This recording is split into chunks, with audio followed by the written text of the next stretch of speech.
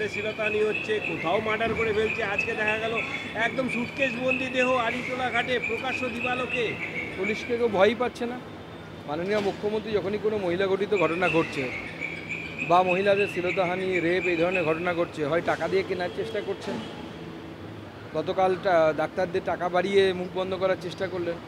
সব কিছু টাকা আর উনি সিভিক ভলেন্টিয়ারের চাকরি বা হোমগার্ডের চাকরি দিয়ে সব ধামাচাপা দেওয়ার চেষ্টা করছেন।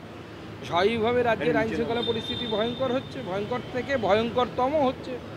মহিলারা মোটেও সুরক্ষিত নয়। এখানে আমরা বারবার বলে আসছি, একের পর এক ঘটনা, সাহাইরি টোলা হোক, সল্টলেক হোক, উত্তরবঙ্গের সেই মহিলাকে নগ্ন করে ঘোরানোর ঘটনা হোক, আরজিকরের মহিলার ঘটনা হোক বা সন্দেশখালীর ঘটনা হোক, একের পর এক ঘটনা ঘটছে।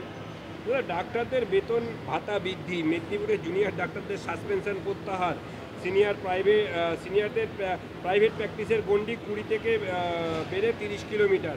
এবং তিলোত্তমা কাণ্ডের পর ডাক্তারদের ক্ষোভ প্রশমনের জন্য মুখ্যমন্ত্রী এই ধরনের একদম এটা ক্রাইসিস ম্যানেজমেন্টের জন্য মুখ্যমন্ত্রী দেখেছিলেন যে ডাক্তারদের মধ্যে একটা বিরাট ক্ষোভের সঞ্চার হয়েছিল।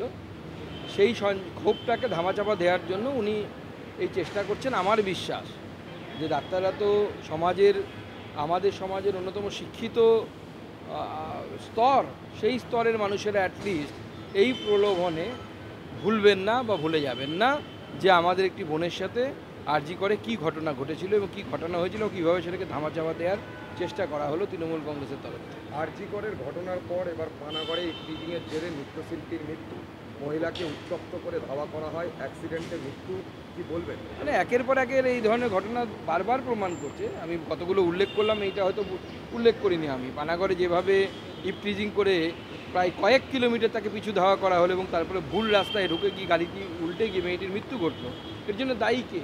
কেন ন্যাশনাল হাইওয়েতে এতক্ষণে কোনো পুলিশ ভ্যানের দেখা পাওয়া গেল না? তাহলে পুলিশ কোথায় ব্যস্ত, কি করতে ব্যস্ত?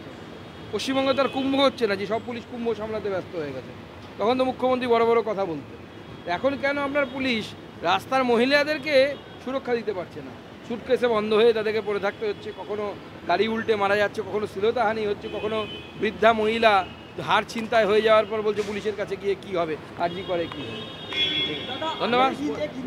একটা